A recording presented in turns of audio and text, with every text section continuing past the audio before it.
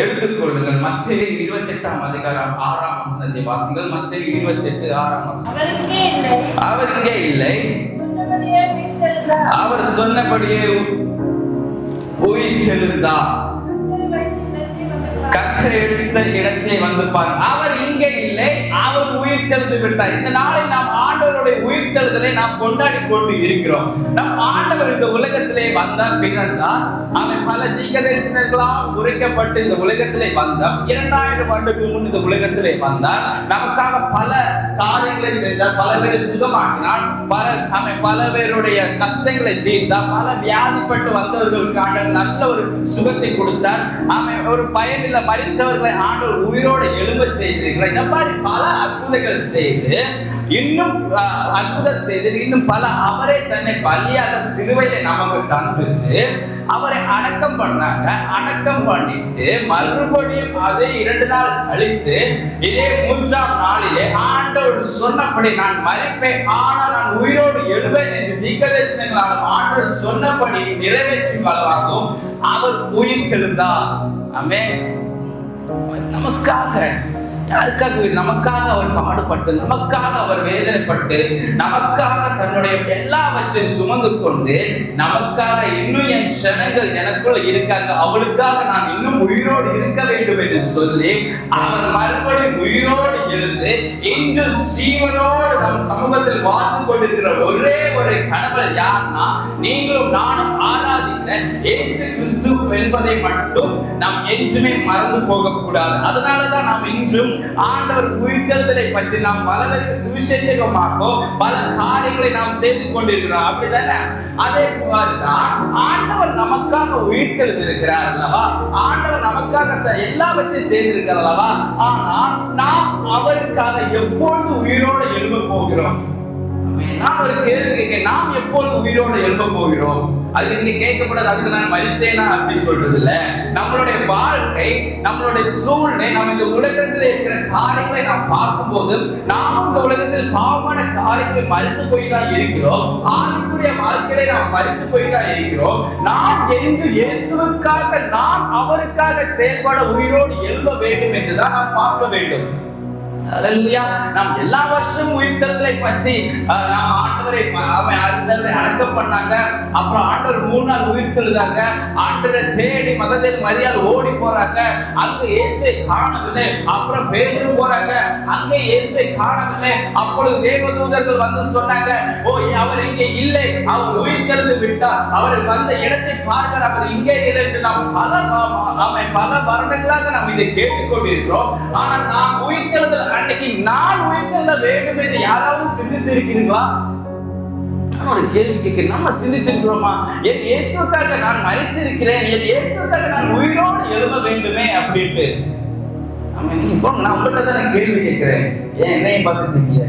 கேள்விக்கு ஏதோ நம்ம ஏதோ அப்படின்னு சொல்லிட்டு சொல்லுங்க. நீங்க உயிரோடு எழும்புறீங்களா? உங்க வாழ்க்கையில நீங்க இன்னும் உயிரோடு எழுப்பி இருக்கீங்களா? அப்படின்னு தான் இன்று நான் உங்களுக்காக நான் எடுத்துக்கொண்ட செய்தி என்னன்னா, நான் உயிரோடு எழும்ப வேண்டும். எனக்காக உயிரோடு எழும்பணும். இயேசுக்காக நான் இன்று உயிரோடு எழும்ப வேண்டும். நம்ம உயிரோடு எழும்ப வேண்டும். நம்ம வாழ்க்கை மறித்திருக்கிறது. நம்ம வாழ்க்கையில ஒரு எழுப்புதல் இல்லாம இருக்கிறது. ஆவிக்குரிய வாழ்க்கையில நாம் சிந்தனை இல்லாதவர்களா இருக்கிறோம். இன்று நாம் முடிவெடுக்க வேண்டிய காரியம் என்னவென்றால், நான் என் கர்த்தருக்காக, என் இயேசு கிறிஸ்துவுக்காக நான் உயிரோடு எழும்பி அவருக்காக நான் பணிவிடை செய்ய வேண்டும் என்ற ஒரு எண்ணம் நமக்குள் இருந்து நம்மை எடுத்துக்கொண்டு இந்த இடத்தை விட்டு நாம் செல்ல வேண்டும். அல்லேலூயா. எடுத்துக்கொள்ளுங்கள். ரோமர் 6ஆம் அதிகாரம் 4ஆம் வசனத்தை எடுத்துக்கொள்ளுங்கள். ரோமர் 6ஆம் அதிகாரம் 4ஆம் வசனம். மேலும்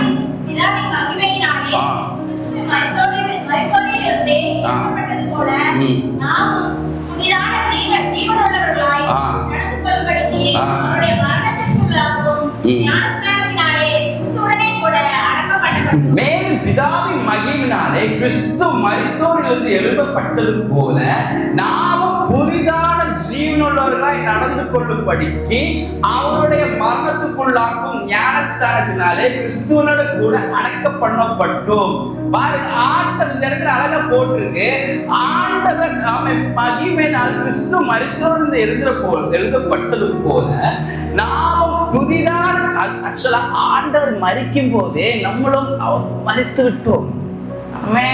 ஆண்டவர் உயிர்த்தெழுதும் போதும் நம்மளும் புதிய ஜீவனாக உயிர்த்தெழுகிறோம். ஆனா இந்த இடத்துல நாம் பார்க்கிறோம்னா நம்ம இன்னும் மரித்த ஜீவனோடவர்களா இருக்கிறோம். நாம் உலகப்பரமான காரியங்களில் மரித்திருக்கிறோம், ஆவிக்குரியான காரியங்களை மரித்திருக்கிறோம், நம்மளுடைய சுயநல காரியங்களை மரித்திருக்கிறோம். ஆனால் இதிலிருந்து எல்லாம் நம்ம விடப்பட்டு நாமும் கிறிஸ்துவுக்குள்ளாக உயிர்பட வேண்டும், கிறிஸ்துவுக்காக உயிர்த்தெழுத வேண்டும் என்று சொல்கிறார். இயேசு உயிர்த்தெழுத போது அவருடைய சரீரத்திலே ஒரு ஆடை போட்டது, என்ன, அந்த சாவு கச்சை போட்டிருந்தது. கிரேவ் பாக்ஸ் அப்படிதானே. அது ஆண்டு உயிர்த்தெழுத போது என்ன பண்றாங்க, அதை எடுத்து மடக்கி வெஸ்டர் அப்படிதானே. இது எதை குறிக்குதுன்னா, இது எதை குறிக்குதுன்னா நம்ம அது கல்லறையில விட்டு விட்டாரு. பார்த்துக்கோங்க, அதுதான் யோவான் 20:7 போட்டு சிலைகள் கிடைக்கிறதையும் அவருடைய தலையில் சுற்றி இருந்த சிலை மற்ற சிலைகளுடனே வைத்திராமல் தனியே ஒரு இடத்தில் சுருட்டி வைத்திருக்கிறதை கண்டு அந்த துணியை மட்டும் மற்ற துணிகளோட சேர்த்து வைக்காம தனியே வைத்திருக்கிறது. ஏன் தெரியுமா? மறுபடியும் இதை நான் போடலாக காரணம். அதை தான் நம்ம வாழ்க்கையில நாம ஒரு சாவு கட்சிகளை உடுத்தி கொண்டிருக்கிறோம். அந்த சாவு கட்சி எதை குறிக்குதுன்னா நம்மளுடைய பாவங்கள், நாம் செய்கிற அக்கிரமங்கள், நம்ம செய்கிற எல்லா தீமையான காரியங்களை குறித்து இருக்குது. அதை கலட்டி நாம் ஒதுக்கிறது. காரணம், நாம் அதனுடன் மரித்து போயிருந்தோம். இன்று நாம் ஜீவனோடு எழும்பும் போது அந்த கச்சையை நாம் உலக்கி ஒரு சைடுல தூக்கி அது நமக்கு தேவையில்லை. நம் ஆண்டவர் மரித்தாரு, மரிக்கும் போது அவர் மேல துணியை போடுற. இனி நான் மரிக்க போறதில்லை, இனி நான் ஜீவனோடு உங்களை நான் அரசாளுவேன், உங்களோடு நான் இருக்கிறேன் என்று ஆண்டவர் அந்த துணியை இனி போட மாட்டார். போட்ட போல உங்களுக்குள்ளே நீங்கள் போட்டிருக்கிற அந்த சாவு கச்சைகளை நீங்க இங்கு உதறி தள்ள வேண்டும். அல்லேலூயா. எத்தனை பேர் இப்ப போட்டிருக்கீங்க? இந்த சபையை விட்டு நாம போகும்போது நாம அந்த கட்சிகளை தூக்கி எறிய வேண்டும். அல்லேலூயா. விசுவாசத்தோடு சொல்லணும், இனி என் கிட்ட இருக்கிற பாவமான காரியங்களை நான் தூக்கி போட்டு போக வேண்டும் அப்படின்ட்டு. அல்லேலூயா. நம்மளும் கிறிஸ்துவோட உயிரோடு எழும்ப வேண்டும். நம்மளுடைய பழைய சுபாவங்கள், பழைய கோபம், பொறாமை, பெருமை, ரகசியமான பாவங்கள் போன்றவற்றை எல்லாரும் நம்மளும் ஒரு கல்லறையில தான் இருக்கிறோம். அந்த கல்லறையிலே தூக்கி போட்டுட்டு நம்ம வெளியே உயிரோடு வர வேண்டும். அல்லேலூயா. நீங்க சொல்லணும், என் கல்லறையில நான் எல்லாத்தையும் தூக்கி போட்டு இன்னைக்கு நான் வெளியே வர வேண்டும். இல்லையா? நம்ம உயிரோடு எழுப்புறதுக்கு நான் ரொம்ப அதிகமாகலாம் நேரத்தை எடுக்க விரும்புறேன். 2 ஸ்டெப் தான் சொல்ல போறேன். என்ன, முதலாவது பாவத்தின் சுபாவங்களுக்கு மறித்து பரிசுத்தத்திற்கு நாம எழும்ப வேண்டும். முதலாவது நான் சொல்ற ஒரு காரியம், பாவத்தின் சுபாவங்களுக்கு மறித்து பரிசுத்தத்திற்கு நாம் எழும்ப வேண்டும். அதை தான் நான் முன்னாடி உங்களுக்கு சொன்னேன். நம்மளோட பாவமான கச்சை நாம் அணிந்து கொண்டிருக்கிற துணியை நாம கழுத்தி போட்டுட்டு பரிசுத்தமாக நாம் எழும்ப வேண்டும். நம்மளுடைய கோபம், பொறாமை, நம்ம செய்யற தவறுகள், நம்ம செய்யற பாவமான காரியங்கள், எதுவா இருந்தாலும் அதை நாம் துரத்தி எரிந்து விட்டு அந்த உடையை நாம் கலட்டி எரிந்து விட்டு நித்திய ஜீவனான பரிசுத்தமான உடையை நாம் அணிந்து கொள்ள வேண்டும். அல்லேலூயா. சத்தமா சொல்லுங்க. அல்லேலூயா. அல்லேலூயா. நம்ம இப்ப எப்படி இருக்கோம்னா மரித்த நிலையில இருக்கும். வேதாகமத்தில் இந்த மரித்த நிலையில இருந்த ஒரு மனிதனை பற்றி நாம் பார்க்கிறோமானால், ஒரு மனிதன் இருக்கிறாரு. அவர் யாருன்னா, அவர் நல்ல ஐஸ்வர்யவான், அவனுக்கு நல்ல ஆஸ்தி இருக்கு, நல்ல அந்தஸ்து இருக்கு. இந்த ஆஸ்தி எல்லாம் மற்றவனிடம் ஏமாற்றி வாங்கின ஒரு குள்ளனுடைய ஒரு காரியத்தை நாம் இந்த இடத்தில் பார்க்கிறோம். நீங்கள் எடுத்துக்கொள்ளும் போது போது நீங்கள் வீட்டில் போய் படியுங்கள். லூக்கா 19ஆம் அதிகாரம் 1-10 வரை ஒரு சம்பவம் இருக்கிறது. அதை நான் உங்களுக்கு சொல்கிறேன். எல்லாருக்கும் தெரிந்த ஒரு சம்பவம் தான். இந்த இடத்துல ஒரு மரித்த பாவத்தின் சுபாவம் உள்ள ஒரு மனிதன் இருக்கிறான். பாவத்தின் சுபாவத்திலே மரித்து கிடக்கிற ஒரு மனிதன் இருக்கிறான். அந்த மனிதனுடைய அவன் மனிதன் யாருன்னா ஒரு டாக்ஸ் கலெக்டர். அவன் ஒரு நல்ல பொசிஷன்ல இருக்கிற ஒரு மனிதன். அவன் நல்ல படித்த ஒரு மனிதன். படித்த மனிதனால அந்த மாதிரி டாக்ஸ் கலெக்டராக இருக்க முடியும். அப்படி ஒரு மனிதன். ஆனா அவனுக்குள்ள ஒரு பாவம் இருக்கிறது. என்னன்னா அவன் மேல ஆஸ்தி அந்தஸ்து பண ஆசை அப்படி சொல்லிட்டு ஒரு பாவம் இருக்கிறது. அந்த பாவம் மட்டுமல்லாமல் மற்றவர்களை ஏமாற்றி வாங்குற ஒரு பாவம் இருக்கிறது. இந்த பாவத்தினாலே இந்த சகையு என்கிறவர் அந்த சகையு மரித்து போயிருக்கிறான். இந்த மரித்து போன சகையுக்கு என்ன தோணுதுன்னா, மரித்து போன சகையு இந்த பாவத்திலிருந்து எப்படி உயிரடைந்தார், எப்படி ஆண்டவருக்கு உயிரோடு எழுந்தார் என்றுதான் நாம் பார்க்க போகிறோம். இந்த சகையை நான் சொன்ன ஒரு டாக்ஸ் கலெக்டர் எல்லாரோட காரியங்கள் இருக்கிறது. ஒரு நாள் எரிகோ, அந்த சகையை வாழ்ந்த இடம் பேர் எரிகோ. இந்த இடத்துல வழியா இயேசு கிறிஸ்து போய் கொண்டிருக்கும் போது இயேசு கிறிஸ்துவ பற்றி சகையை முன்னாடியே நிறைய விஷயம் கேட்டிருக்கணும். அவன் ஏன்னா இயேசு கிறிஸ்துவோட அற்புதங்கள், இயேசு செய்த அதிசயங்களை பற்றி உலகம் முழுவதும் பிரசித்தப்படுத்திக் கொண்டிருக்கிற நேரத்தில் சகை ஒரு டாக்ஸ் கலெக்டர். அவன் பல காரியங்களில் முன்னாடி இருக்கிற ஒரு மனிதன் இயேசு பற்றி கேட்காமல் இருப்பாரோ? அவரும் கேட்டிருப்பாரு. அதே மாதிரி இவருக்கும் ஒரு ஆசை வருகிறது. நானும் இயேசு கிறிஸ்துவை பார்க்க வேண்டும், நானும் அவரு கூட பேச வேண்டும் என்ற ஒரு ஆசை இருக்கிறது. இந்த பாருங்க, சகையு முதல்ல மரித்து போயிருக்கலாம்.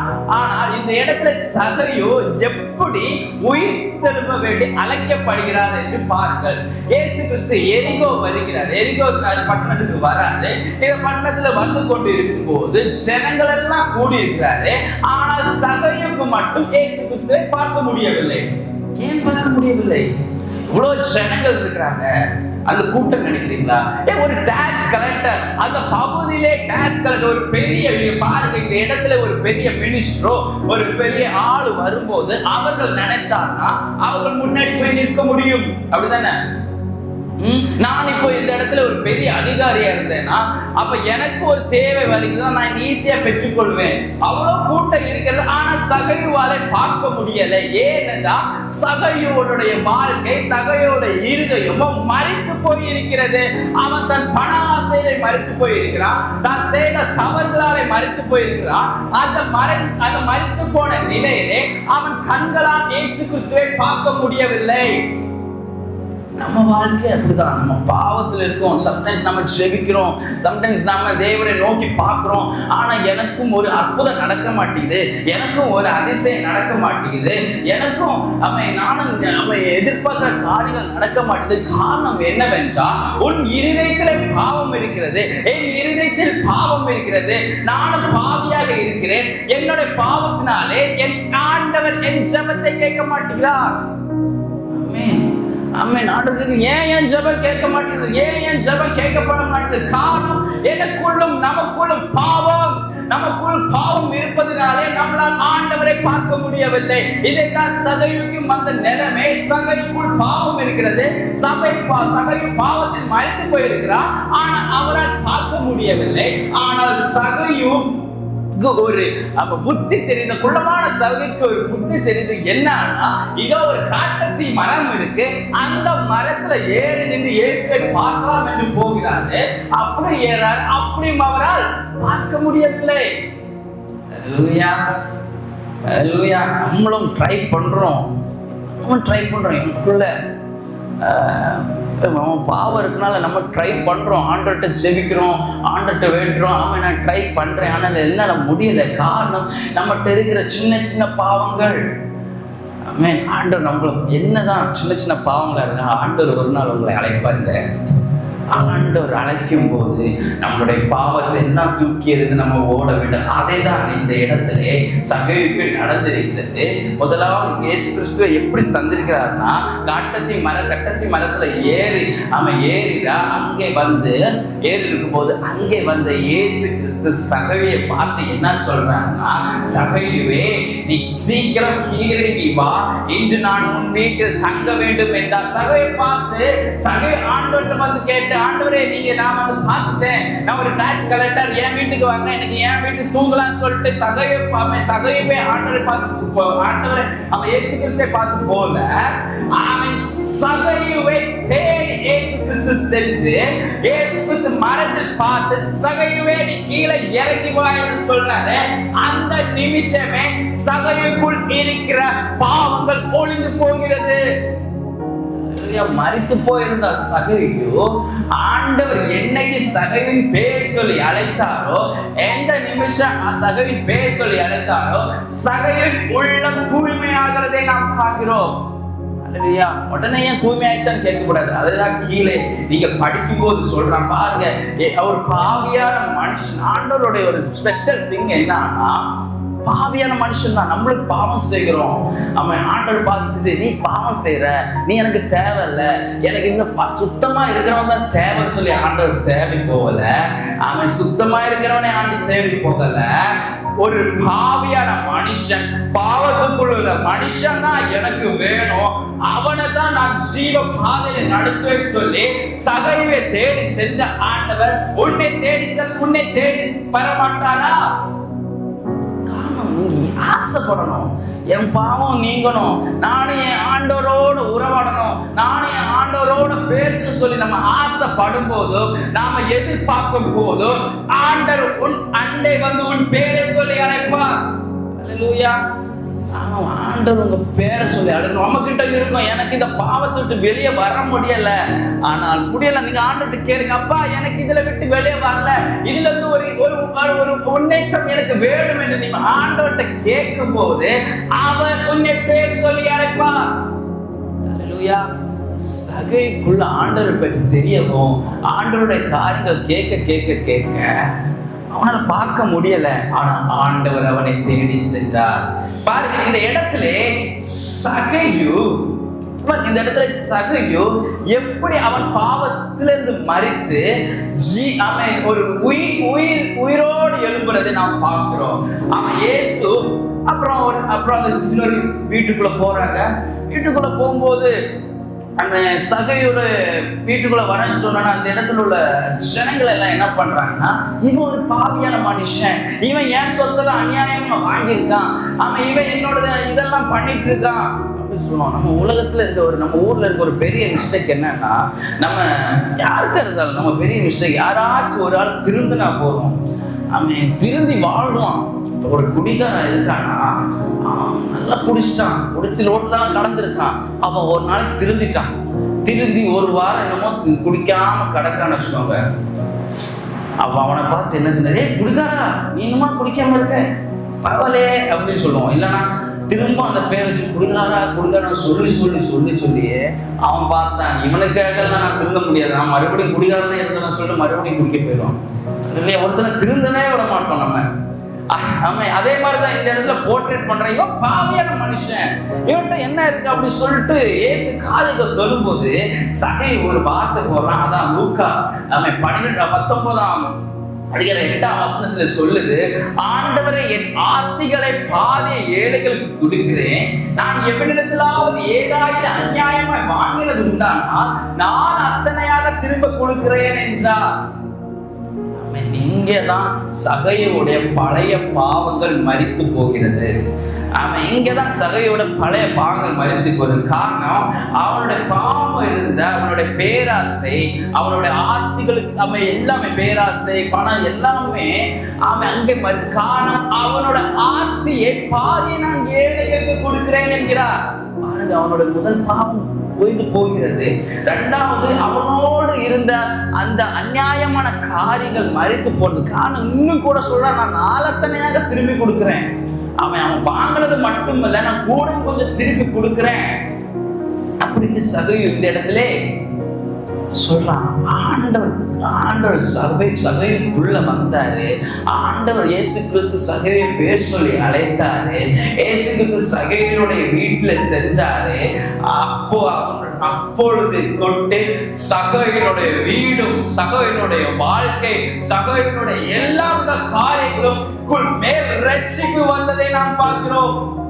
அல்லேலூயா. நம்ம வாழ்க்கையில ரட்சிப்பு எப்போ வரும்? நம்மளுடைய பாவமான காரியங்கள் என்னைக்கு மரித்து போகிறதோ, நம்ம சாபமான காரியங்கள் என்னைக்கு மரித்து போகிறதோ, நானும் என் இயேசுக்காக உயிரோடு எழுப்பி அவருக்காக வாழுவேன் என்று நாம் என்னைக்கு முடிவெடுத்து ஆண்டவரை நோக்கி பார்க்கிறோமோ, அன்று தொட்டு உங்களுக்கு ஒரு ரட்சிப்பு என்பதை மறந்து போக வேண்டாம். அல்லேலூயா, அல்லேலூயா. இப்ப நீங்க முடிவெடுக்க வேண்டும். நான் முடிவெடுக்க முடியாது.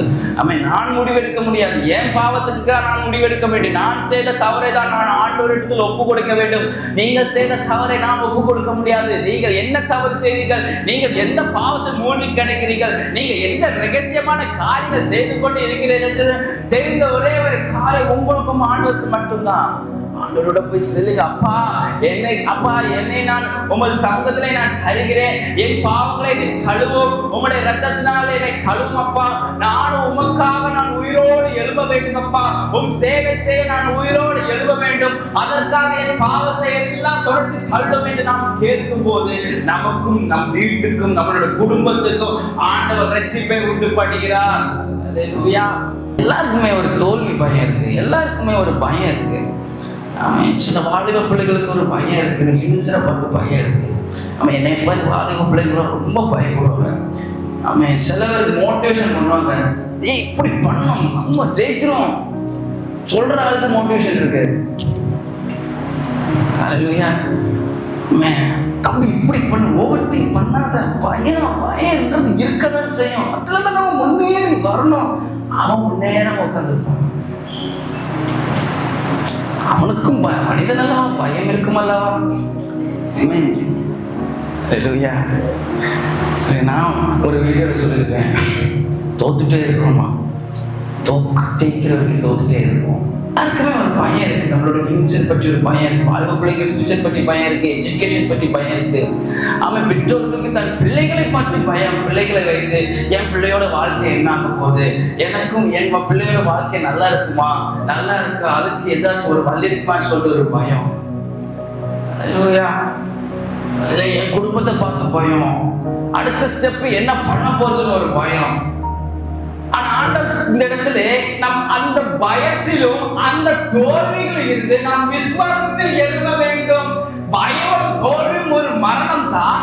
அது அதிலே நாம் மரித்த நிலையில நாம் இருக்கிறோம். அதிலே நாம் விசுவாசத்தில் உயிரடைய வேண்டும். ஹல்லேலூயா. நல்ல சத்தமா ஹல்லேலூயா. பக்கத்துல இருக்க பார்த்து சொல்லுங்க, நம்ம பயல நீங்கி உயிரடைய வேண்டும் சொல்லுங்க. பக்கத்துல இருக்க பார்த்து கை கொடுத்து சொல்லுங்க, பயல தீர்ந்து உயிரடைய வேண்டும், உயிரோடு எழும்ப வேணும். பயமும் தோல்வி நீந்து அதிலிருந்து நாம் எழும்ப வேண்டும். அல்லேலூயா. இந்த இடத்திலே நான் ஒரு ஆளை நான் முன்குறித்து சொல்ல வேண்டும். எனக்கு ரொம்ப பிடித்தவர் அவர். அவர் ரொம்ப பிடித்தது. ஏன்னா அவருடைய வாழ்க்கையை நம்ம எடுத்துக்கொண்டோம்னா ரொம்ப அழகான ஒரு ஆளு. ஆண்டவரோட அவ்வளோ க்ளோஸா இருந்த ஆளை பத்தி தான் நான் சொல்ல போறேன். அவருக்குள்ள ஒரு பயம், ஒரு கலக்கம், ஒரு தோல்வி வருகிறது. என்னன்னா மத்தேயு 26ஆம் அதிகாரம் 34ஆம் வசனத்தை நாம் படித்தோமானால், மத்தேயு 26ஆம் அதிகாரம் 34ஆம் வசனம். இயேசு அவரை நோக்கி, இந்த ராத்திரியிலே சேவல் கூவுவதற்கு முன்னே நீ என்னை 3 தரம் மறுதலிப்பாய் என்று மெய்யாகவே உனக்கு சொல்லுகிறேன் என்றார். இந்த இடத்திலே பயம் மற்றும் தோல்வி நிலையிலே பேதுரு மரித்து போகிறது. எப்படி என்று பார்த்தோம்னா, ஆண்டவர் பஸ்கா பண்டிகை நேரத்திலே அந்த மௌடி சொல்ற அந்த இடத்திலே அவன் எல்லாரும் வந்து இருக்கிற நேரத்திலே ஆண்டவர் எல்லாத்தையும் பேசிக்கொண்டு இருக்கும் போது பேதுரு சொல்றாரு. பேதுரு டயலாக் நானும் சாவேன் டயலாக் விட்டாரு. ஏன்னா பேதுரு ரொம்ப க்ளோஸ் ஆனவன். இந்த க்ளோஸ் ஆன பேதுரை பார்த்து இயேசு சொல்ற ஒரு காரியம், சேவல் கூவுவதற்கு முன்னே 3 தரம் நீ என்னை மறுதலிப்பா என்று இயேசு கிறிஸ்து பேதுரை பார்த்து சொல்றாரு. இதை சொல்லும் போது பேதுரு மனசுல நினைக்கணும், நானாவது உங்களை மறுதலிக்கிறதாவது சொல்லி மனசுல நினைச்சிருக்கலாம். நான் கூட இருந்ததில்லை, நம்ம இமேஜினேஷன் பண்ணிக்கலாம், தப்புங்க. அல்லேலூயா. அப்படி கூட மனசுல நடந்துருக்கு, ஆண்டவர் நானாவது உங்களை விட்டு பிரிகிறதாவது, நானாவது உங்களை மறுதலிக்கிறதாவது அப்படி சொல்லி பேதுரு நினைச்சிருக்கலாம். இந்த இடத்துல ஒரு மறுதலிப்பு எப்படி நடக்குதுன்னா, இயேசு கிறிஸ்துவை அவர்கள் கைது செய்து கூட்டிட்டு போறாங்க. அதெல்லாம் நாம் வேலைக்காம அதெல்லாம் நாம் போக வேண்டாம்.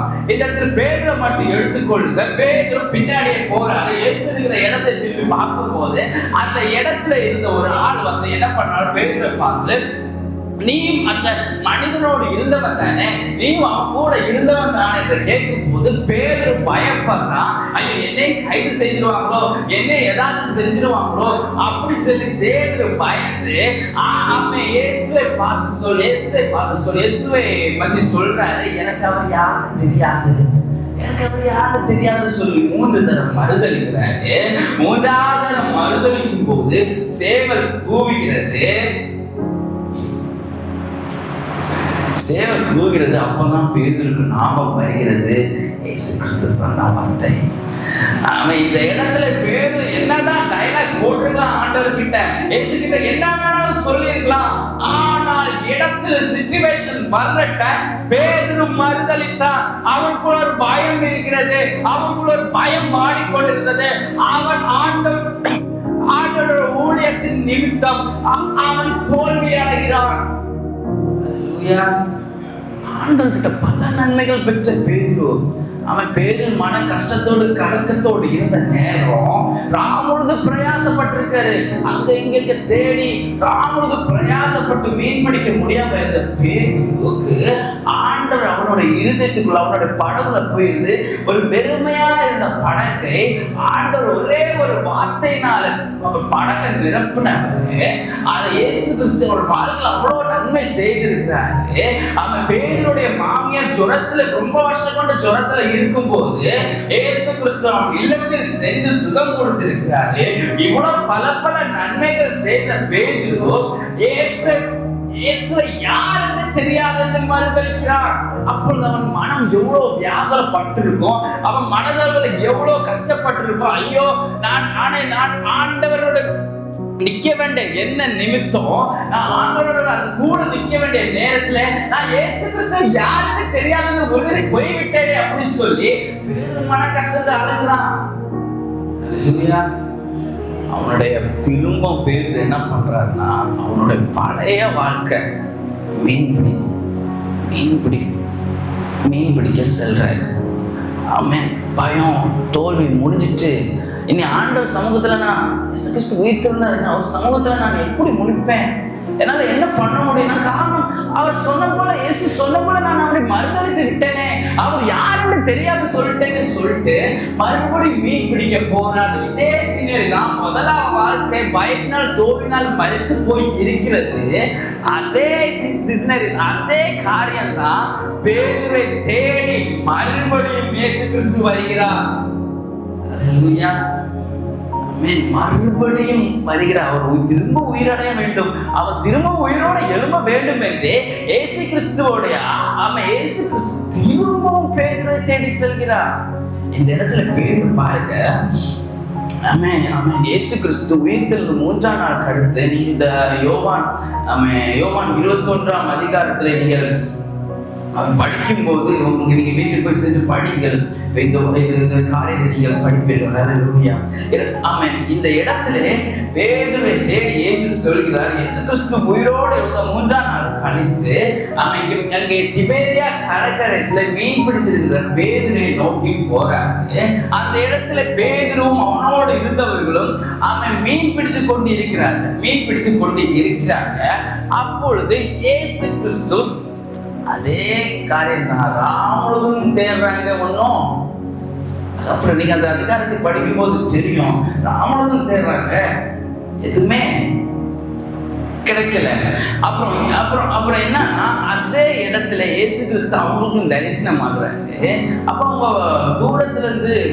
ரொம்ப தூரத்துல இருந்து இயேசு கத்தி கேட்கிறாரு, பிள்ளைகளை ஏதாச்சும் சாப்பிட கிடைக்குமா அப்படின்னு கேட்கும் போது இங்க இருந்து சொல்றாங்க, பேர் ஒன்றும் கிடைக்கல அப்படின்றாங்க. அப்ப ஆண்டவர் சொல்றாரு, நீ வலது புறமா வலையை வீசுங்கிறாரு. அப்போதான் பேதுரு நோட் பண்றாரு, அந்த இடத்துல வந்திருக்கிறது யார். உடனே அவன் என்ன பண்றான்னா, ஒரு துண்டை மேல தூக்கி போட்டு நீந்தி போறாரு. பின்னாடி அவர் கூட இருந்தவங்க இடம் கொள்ளாம மீன் பிடிச்சிட்டு இருக்காங்க. ஒரு வலைக்குள்ள நிறைய அந்த இடத்துல மீனை எடுக்கிறாங்க. நீங்க அந்த அதிகாரத்தை படிக்கும்போது நன்றாக தெரியும். ஆனா இந்த இடத்துல நம்ம பேதுரை மட்டும் பார்ப்போம். பேதுரு நீந்தி செல்றார். என்னால அது வரைக்கும் வெயிட் பண்ண முடியாது. அவரிடத்தில் யாரு நீங்க யாருன்னு கேட்கலாம். பேதுருக்கு புரிந்தது, அங்க இருக்கிறது என் பிதா, அங்க இருக்கிறது என்னுடைய குரு, அங்க இருக்கிறது என்னுடைய இயேசு கிறிஸ்து சொல்லி நீந்தி செல்றாரு. சென்று போகும்போது அந்த இடத்துல ஆண்டவர் ரெடியா வைத்திருக்கிறாரு. நல்லா மீன் சமைக்கிறதுக்காண்டி நல்ல தீயெல்லாம் மூட்டி ரெடியா இருக்கிற கான்வர்சேஷன். அதுல சில பேர் நம்ம டூர்லாம் போகும்போது கேம்பே வைப்போம்ல, அதே மாதிரி பேதுரு இயேசு கிறிஸ்து பேசுறதுக்காக நல்ல தீயெல்லாம் போட்டு கேட்கிற மீன் ஏதாச்சும் கொண்டு வாங்க. ரெண்டு சமைக்கும் போதே பேதுரோட கான்வர்சேஷன் பண்றாரு. அவன் பேதுரு எப்படி அந்த விசுவாசத்தில் எழுந்தாருன்னு நான் சொல்லி தரேன். ஒரு கான்வர்சேஷன் நடக்கிறாங்க. என்ன கான்வர்சேஷன்னா, ஆண்டவர் நீ மறுதளித்ததுக்காக இயேசு கிறிஸ்து வந்து பேதுருவை கடிந்து கொள்ளவில்லை. மாறா என்ன சொல்றாரு, அவன் மாறா பேதுரை பார்த்து ஆண்டவர் கேட்கிறாரு, பேதுருவே அவன் மகனே நீ என்னை நேசிக்கிறாயா, மகனே நீ என்னை நேசிக்கிறாயான்னு கேட்கிறாரு. அல்லேலூயா. பேதுரு அழகா ரிப்பீட்டா சொல்றாரு, ஆமாண்டவரே நானும் நேசிக்கிறேன். ஆண்டவர் சொல்றாரு, நீ என் ஆடுகளை மேய்ப்பாயாக. ஆமென். அப்படி திரும்ப கொஞ்ச நேரம் பேசுறாங்க. மறுபடியும் இயேசு கிறிஸ்து கேட்கிறாரு, பேதுருவே நீ என்னை நேசிக்கிறாயா? மறுபடியும் பேதுரு சொல்றாரு, ஆமாண்டவரே நான் உம்மை நேசிக்கிறேன். மறுபடியும் ஆண்டவர் சொல்றாரு, நீ என் ஆடுகளை மேய்ப்பாயாக. திரும்ப ஒரு கான்வர்சேஷன் ஓடுது. மறுபடியும் இயேசு கிறிஸ்து கேட்காரு, பேதுருவே நீ என்னை நேசிக்கிறாயான்னு. அந்த இடத்துல அவனுடைய மனம் கலக்க போயிட்டு பேதுரு கலங்கி போய் ஆண்டவரை பார்த்து சொல்றாப்பா நான் உம்மை நேசிக்கிறேன் என்று அவன் மறுபடியும் ரிப்ளை கொடுக்கிறாரு. மறுபடியும் ஆண்டவர் சொல்றாரு, நீ என் ஆடுகளை மேய்ப்பாயாக. இந்த இடத்துல ஏன் ஆண்டவர் 3 தடவை பேதுரை பார்த்து கேட்கிறாரு? ஏன்னா பேதுரு 3 தடவை அந்த இடத்துல மறுதளிக்கிறான். 3 தடவை எனக்கு இயேசு யாருக்கு தெரியாது மறுதளிக்கிறான். ஆனா இதே இடத்துல 3 தடவை என் ஆண்டவர் அவனிடத்துல கேட்கிறான். 3 தடவை இயேசு கிறிஸ்து கேட்கிறார், மகனே பேதுருவே நீ என்னை நேசிக்கிறாயா? நம்ம வாழ்க்கையிலையும் ஆண்டவர் வந்து நான் இந்த கான்செப்ட் எடுக்கும்போது எப்பவுமே சொல்லுவேன் ஒரு காரியம், ஆண்டவர் எப்பவுமே இயேசு கிறிஸ்து எப்பவுமே நம்மளை ஒன் சைடா லவ் பண்ணிட்டு இருக்காரு. அவன் ஒன் சைடு லவ் பண்றோன்றது தான் அதோட தெரியும்னு சொல்லுவாங்க. அல்லேலூயா. ஏன்னா ஒரு சைடா உட்காந்து நம்ம ஒரு சைடு மட்டும் உட்காந்து லவ் பண்ணிட்டு இருப்போம். அந்த சைடுல ஒண்ணு வரும்போது எதுவுமே கிடைக்காதப்போ நமக்கு இருதயம் ஏங்கி கொண்டு இருக்கும். அதே மாதிரி ஆண்டவர் இயேசு கிறிஸ்துவும் நம்மளை எல்லாரும் ஒன் சைடா லவ் பண்ணிட்டு இருக்காரு. யாரும் சொன்னா உண்மையா லவ் பண்றேன்னு சொல்லிட்டு நம்ம செயல்ல யாருமே காட்டுறது இல்லை. அல்லேலூயா. ஆண்டவர் ஏங்குறார், மகனே மகளே நீ என்னை நேசிக்கிறாயா, நீ என்னை நேசிக்கிறாயா? அப்படி வந்து ஆண்டவர் கிட்ட வந்து மகனே நீ என்னை நேசிக்கிறான்னு சொல்ற நம்மளால உண்மையோடு இருக்கிற ஆண்டவரே நான் முழுமையாக உண்மை நேசிக்கிறேன்னு நம்மளால சொல்ல முடியுமா? ஏன் சொல்லுங்க. என்கிட்ட பாவம் இல்லை, என்கிட்ட ஒண்ணுமே இல்லை. நான் ஆண்டவருக்கு நித்திய காலமாய் இருப்பேன் அப்படின்னு சொல்லிட்டு நம்ம பாவத்தை எல்லாம் வச்சுக்கிட்டு ஆண்டவரை பார்த்து ஆண்டவரை நான் உண்மை நேசிக்கிறேன்னு சொல்ல முடியும்? நமக்கு பாவம் எதுவும் இல்லைன்னா ஆண்டவரை பற்றி நம்ம பரிசுத்தமா ஆண்டவரை சொல்லலாம். நம்ம இருதயத்துல அசுத்தம் இருக்கிறது. நாம் எப்படி ஆண்டவர் முகத்தை பார்த்து அப்பா நான் உண்மை நேசிக்கிறேன்னு சொல்ல முடியும்? நம்மளுடைய பாவத்தை எல்லாத்தையும் தள்ளி விடணும். ஆண்டவர் உங்களை உண்மையாக நேசிக்கிறாரு. இயேசு கிறிஸ்து உங்களை உண்மையாக நேசிக்கிறாரு. அவர் உங்கள்கிட்ட வந்து கேள்வி கேட்கிறாரு, நீ என்னை நேசிக்கிறாயா? சொல்றோம் ஆமாண்டவரே நான் உண்மை நேசிக்கிறேன், ஆமாண்டவரே நான் உண்மை நேசிக்கிறேன் நாம் சொல்ல வேண்டும். அல்லேலூயா. இந்த இடத்துல பேதுரு விசுவாசத்துல எழுப்புறாங்க. எப்படின்னா நம்ம அப்போஸ்தலர் 2ஆம் அதிகாரத்துல பார்க்கும்போது நாம் அதை பற்றி பார்க்கும்போது தெரியும். நான் வேகமாக முடிக்கிறேன். அவருடைய எழுப்புதல் எப்படி இருந்துச்சுன்னா, அவருடைய விசுவாசத்தின் எழுப்புதல் எப்படி இருந்துச்சுன்னா, ஆமென், அவர் மூலமாய் 3000 ஜனங்கள் ஒரே நேரத்தில் ரசிக்கப்படுகிறாரு. அவர் நடந்து போன இடங்கள் எல்லாம் அற்புதம் நடக்கிறது. எங்க அவர் ஊழியர் செஞ்சிருக்கிற நேரத்தில் அவரை சிறைச்சாலையில அடைத்தார்கள், அவரை சாட்டை அடித்து வைத்து அடித்தார்கள், எல்லா விதமான காரியங்கள் செய்தார்கள். ஆனால் அவர் ஒரு நாள் கூட தேவனை அதற்கப்புறம் மறுதலித்ததில்லை. ஆண்டவர் திரும்பவும் விசுவாசத்தில் அவர் உயிரோடு எழுந்தாரு. அதுக்கப்புறம் அவரால் மறிக்க முடியவில்லை. காரணம், அதற்கப்புறம் அவர் விசுவாசத்தில் எழுப்பினார்கள். அவர் மூலமாக பல காரியங்கள் நடந்தது. அல்லேலூயா. ஒரே ஒரு கேள்விதான், நீ என்னை நேசிக்கிறாயா? ஒரே ஒரு கொஸ்டின் தான், நீ என் ஆடுகளை மேய்ப்பாயான்னு கேட்டாரு. அவர் விசுவாசத்தை எழுப்பினாரு. இன்றும் அவரை பற்றி நாம், அவர் செய்த அற்புதங்களை நாம் பேசிக்கொண்டு இருக்கிறோம். பார்த்தீங்கன்னா நம்மளுடைய விசுவாசம் எப்படி இருக்கிறது? நாம் பயந்து போய் இருக்கிறோம், நாம் கலக்கத்தோடு இருக்கிறோம், நாம் வேதனைப்பட்டு இருக்கிறோம். என் எதிர்காலம் எப்படி இருக்கும், என்னோட குடும்பம் எப்படி இருக்கும், நான் என்னோட சிச்சுவேஷன் எப்படி இருக்கும் பார்த்தா, ஆனால் நீ பண்ண வேண்டிய ஒரே ஒரு காரியம், என் கூட இயேசு கிறிஸ்து இருக்கிறாரு, நான் அவரோட பிள்ளை, அவரை தவிர எனக்கு வேறு எதுவும் இல்லை என்று அவர் மேல் விசுவாசம் வைத்து எழும்பும் போது உனக்கும் உங்களுக்கும் ஆண்டவர்களோட தொடர்பு நீடிக்கிறது. அதன் மூலமா நீங்க ஸ்ட்ராங்கா வரீங்க, உங்க மூலமா அற்புதங்கள் நடக்கும். ஹalleluya, ஹalleluya, ஹalleluya. நம்ம விசுவாசத்தை எழும்பணும். முதலாவது நான் சொன்னேன், நம்ம பாவத்தை எல்லாம் விட்டு, நம்மளுடைய சாபத்தை எல்லாம் விட்டு நாம் உயிரோடு எழும்ப வேண்டும். இரண்டாவது நான் சொன்னேன், நம்மளுடைய பயம் கலக்கம் எல்லாத்தையும் விட்டு அவருக்காக நான் எழும்பி ஓடணும். அவருடைய ஆடுகளை நான் மேய்க்க எழும்பி ஓடணும் என்பதற்காக நான் விசுவாசத்தில் உயிரோடு எழும்ப வேண்டும். ரெண்டு காரியங்கள் செய்யணும். ஆண்டவர் உங்களுக்காக உயிரோடு எழுந்தாரு. நம்ம ஆண்டவருக்காக இன்று நம்ம உயிரோடு எழும்ப வேண்டும். அவன் இருக்கிற இடத்துல அப்படியே எழுதி பார்ப்போம். இன்று நீங்கள் ஆண்டவர் இடத்துல ஒப்புக்கொண்டு சொல்ல வேண்டும், அப்பா நான் உனக்காக உயிரோடு எழும்ப வேண்டும். அப்பா எனக்காக நீ இந்த ஒரு நாளில் உயிரோடு எழுதிருங்களப்பா. 2000 வருஷத்துக்கு முன்னாடி மறித்து ஆண்டவருடைய ஜீவனை இழந்து உங்களை அடைத்தார்கள் ஆண்டவர் கல்லறையிலே. ஆனால் கல்லறை புரட்டி போட்டு நீர் உயிரோடு எழுதுகிற ஆண்டவர் இன்றும் எங்களை பாதுகாப்பதற்காக, இன்றும் எங்கள் ஜீவனை காப்பதற்காக, இன்றும் நாங்கள் அழியாமல் ஜீவிப்பதற்காக, இன்றும் நாங்கள் சந்தோஷத்தோடு ஜீவிப்பதற்காக, இன்றும் நான் சமாதானத்தோடு ஜீவிப்பதற்காக நீர் அன்று அடிக்கப்பட்டு மரித்து உயிரோடு எழுந்தீரல்லவா, இன்று நான் உமக்காக உயிரோடு எழுத வேண்டும் அப்பா. என்னுடைய பாவம் ஆண்டவர் இந்த இடத்துல மரித்து போக வேண்டும் அப்பா. என்னுடைய சாபை இந்த இடத்துல மரித்து போக வேண்டும் அப்பா. என்னுடைய பயம் இந்த இடத்துல மரித்து போக வேண்டும் அப்பா. என்னுடைய கலக்கம் இந்த இடத்துல மரித்து போக வேண்டும் அப்பா. என்னுடைய எல்லா விதமான காரியங்கள் மரித்து போக வேண்டும் அப்பா. ஆனால் உமக்காக விசுவாசத்தோடு நான் உயிரோடு எழும்ப வேண்டும் அப்பா. உமக்காக நான் பரிசுத்தமாக உயிரோடு எழும்ப வேண்டும் என்று நீங்கள் ஒப்புக் கொடுங்க. அன்று நோக்கி கூப்பிடுங்க, அவரை மாத்திரம் நோக்கி கொண்டப்பா. அப்ப நான் உமக்கு என்னை தருகிறேன் அப்பா. உமக்காக நான் எரிந்து கொண்டு இருக்க வேண்டும் அப்பா. உமக்காக நான் எழுப்பி நிற்க வேண்டும் அப்பா. உமக்காக நான் உமது ஆடுகளை நான் மேய்க்க வேண்டும் அப்பா. இவ்வளவு நாள் நாம் வேத வசனத்தை கேட்டோம், இவ்வளவு நாம் ஏதோ சொல்றதை கேட்டது இல்லாமல் எதையாவது நாம் பெற்றுக்கொள்ள வேண்டும் ஆண்டவரே. இன்று நான் உமக்காக என்னை தருகிறேன் அப்பா. என்னோட இருதயம் இன்னைக்கு உயிரடைய வேண்டும் அப்பா. அப்ப என்னோட ஜீவன் எனக்கு இன்னைக்கு நான் உயிரடைய வேண்டும் அப்பா. அப்ப என்னோட எலும்புகள் இன்று உயிரடைய வேண்டும் அப்பா.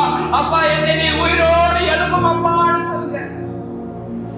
என்னை நீ உயிரோடு எழுப்புங்கன்னு சொல்லுங்க.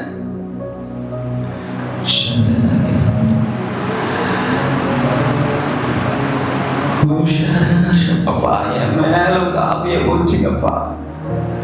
இன்று நான் உயிரோடு எழும்ப வேண்டும் என்று சொல்லுங்க.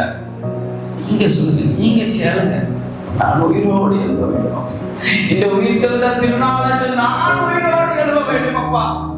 என் ஜீவன் உயிரோடு எழும்ப வேண்டும் அப்பா. என்னோட குடும்பம் உயிரோடு எழும்ப வேண்டும் அப்பா. என்னோட என்னுடைய வீட்டு பக்கத்துல உள்ளவங்க உயிரோடு எழும்ப வேண்டும் அப்பா. அப்பா, என்னுடைய தேசம் ஒரு எழுப்புதலாக உயிரடைய வேண்டும் அப்பா. என் மூலமா எழும்ப வேண்டும் அப்பா. ஒரே ஒரு பாவம் அவன் ஒழிந்து போதுன்னு ரட்சிப்பு வந்தது போல நமக்குள்ள இருக்கிற வாழ்வு நமக்கும் நமக்குள்ள ஆண்டவர் உயிரோடு எழும்பும் போது, நம்மளுடைய ஜீவன் உயிரோடு எழும்பும் போது, இந்த உலகம் ரட்சிக்கப்படாதா? இந்த உலகம் ரட்சிப்புக்கு வழி நடக்காதா? காரணம் நான் உயிர் அடைய வேண்டும். நான் உயிரோடு எழும்ப வேண்டும் அப்பா. நான் உயிரோடு எழுப்ப வேண்டும் அப்பா. என்னை எழுப்புங்கப்பா.